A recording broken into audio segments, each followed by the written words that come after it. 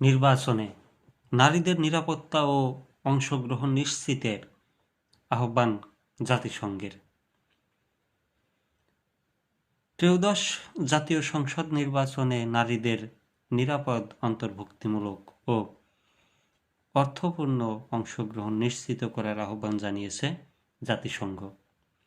মঙ্গলবার ঢাকায় জাতিসংঘের আবাসিক সমন্বয়কারী কার্যালয় থেকে পাঠানো এক বিবৃতিতে বলা হয়েছে, নির্বাচনে নিরাপদ, অন্তর্ভুক্তিমূলক ও অর্থবহ অংশগ্রহণ সবার মৌলিক অধিকার। এর মধ্যে নারী, বিশেষ করে প্রতিবন্ধী নারী, সংখ্যালঘু সম্প্রদায়ের নারী, ভিন্ন লিঙ্গ পরিচয়ের মানুষের অধিকারও অন্তর্ভুক্ত।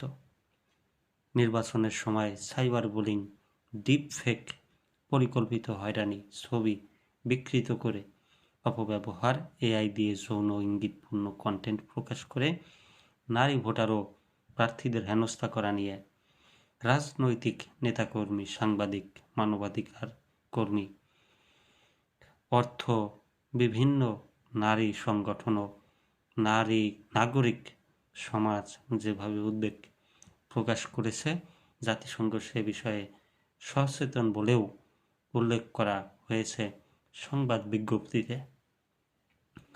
জাতিসংঘ বলছে, নির্বাচনে সহিংসতার ঘটনা গণতান্ত্রিক প্রক্রিয়ার জন্য মারাত্মক হুমকি হয়ে উঠতে পারে।